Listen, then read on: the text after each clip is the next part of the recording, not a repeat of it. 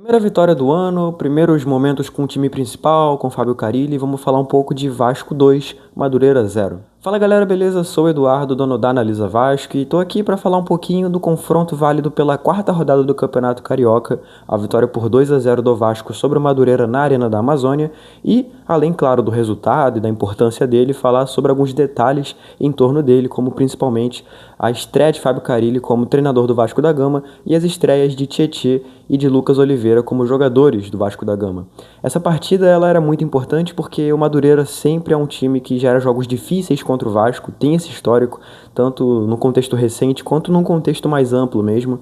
Então havia uma expectativa muito grande, principalmente quando foi anunciado que seria a estreia do elenco principal. A gente pôde ver o elenco misto, né, entre um sub-20 e reservas, atuando nas primeiras 3 rodadas contra Nova Iguaçu, Bangu e Boa Vista, e também vimos 3 empates em atuações medíocres dessas equipes que, tudo bem que não eram o time principal, não era aquilo que o Vasco tinha de melhor a oferecer, mas também não deveria ter sido uma equipe que fosse tão facilmente controlada. Essa era a crítica na ocasião.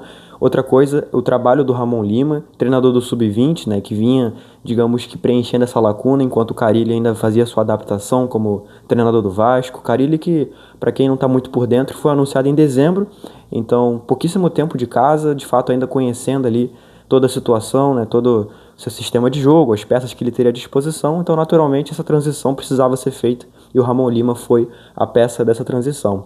Mas enfim, finalmente vimos o Carille atuando de fato, pudemos ver as ideias dele sendo aplicadas no campo e uma diferença drástica, né? Assim, o formato do time, a forma de jogar fica gritante. Primeiro em relação àquilo que era o que o Rafael Paiva ou que o Felipe faziam no ano passado, a gente vê um time muito mais compacto, permitindo muito menos que o time adversário tenha a bola no pé, que construa jogadas, que faça contra-ataques.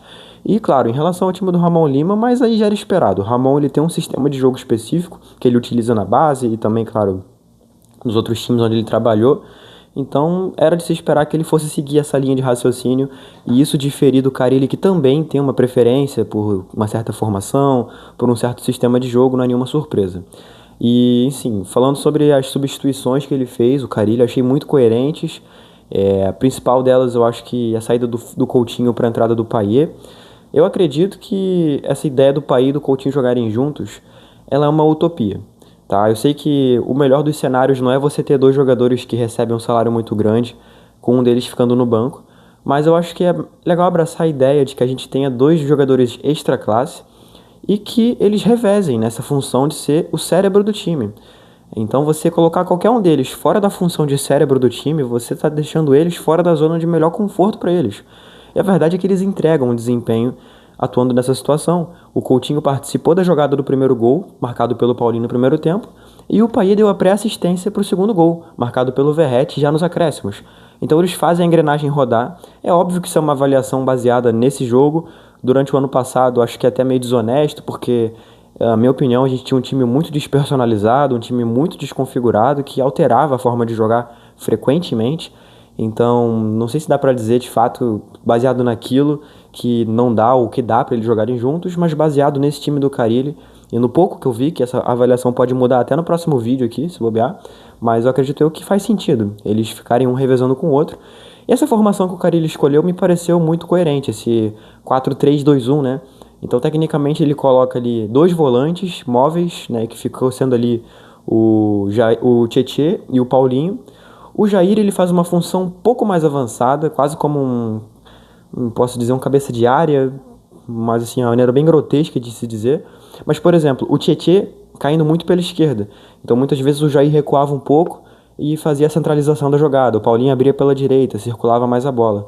Mas fato é, ter o Tietê e o Paulinho é crucial para esse ano do Vasco. São 2 volantes móveis que basicamente orquestram toda a sinfonia do meio-campo do Vasco e acho que a volta dos dois na verdade, a volta do Paulinho, né, e do Jair, mas no caso, a volta do Paulinho e a vinda do Tietê, né, que são os volantes móveis que eu citei, é crucial para que a gente consiga pensar um pouco melhor nesse ano do Vasco. E claro, a volta do Jair também, assim, dispensa comentários. O Jair já tinha feito um bom jogo contra o Bangu, né? Ficou de fora contra o Boa Vista e agora fez valer de novo toda a sua qualidade. A gente sabe da qualidade dele, mas ver em campo é outra coisa, assim, sabe? É um jogador muito extra classe, tem muita qualidade técnica.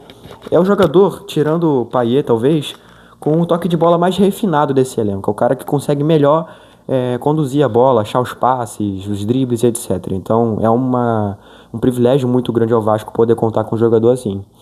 E aí eu vi muita crítica ao Alex Teixeira no Twitter. Eu acho que de fato não foi uma partida brilhante dele, mas eu ainda acho que é um dos jogadores mais capacitados para exercer a função de segundo atacante.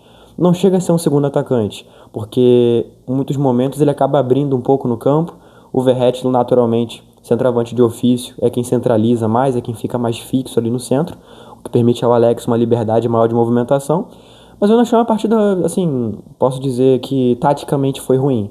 As decisões dele em campo que de fato não agradaram, né? Perdeu muitas chances de gol e também de armação de jogadas mesmo, mas ainda assim acho que o Alex é um dos caras mais capacitados desse elenco para a função.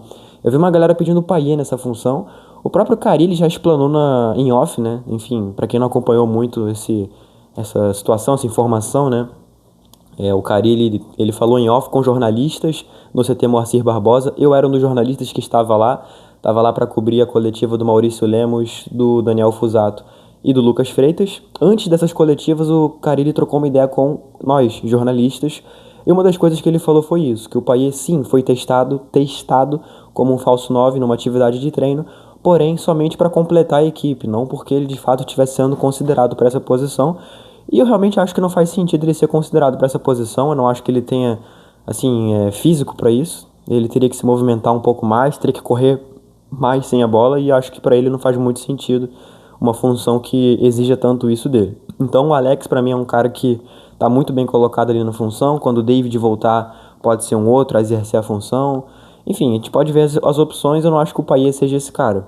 Falando sobre a defesa, eu achei muito bacana a dupla de zaga com o Lucas Oliveira e o João Vitor. O Lucas naturalmente não vai ser titular, porque o Maurício Lemos veio para isso, veio para ser o cara da zaga, a não ser que o Lucas comece a jogar muito bem, o que não é impossível. O Lucas, ele de fato é um bom zagueiro, gostei muito da partida dele, zagueiro muito técnico, com boa qualidade na saída de bola, mas que sabe ser duro, que sabe ser forte fisicamente, e aí era o que faltava no Léo, por exemplo. E o que sobrava no Maicon, mas é o que faltava no Maicon, que era a qualidade na saída de bola, o Lucas consegue entregar. Não tô dizendo que o Lucas seja perfeito, tá? Obviamente é um jogador com limitações também, mas pro que o Vasco pede, eu acho que dá pra dizer que agradou bastante. Partida muito boa do Piton também. João Vitor, uma partida também, como de costume, muito boa. E o Paulo Henrique, sim, que eu acho que de fato é o destaque negativo, uma partida de muitos erros, em que produziu muito pouco, verdade seja dita, mas que a gente vê que é um cara que ainda assim produz fisicamente. E, bom, baseado na trajetória dele no Vasco, né, em 23, em 24 e agora 25, a gente sabe que ele passa por momentos de oscilação.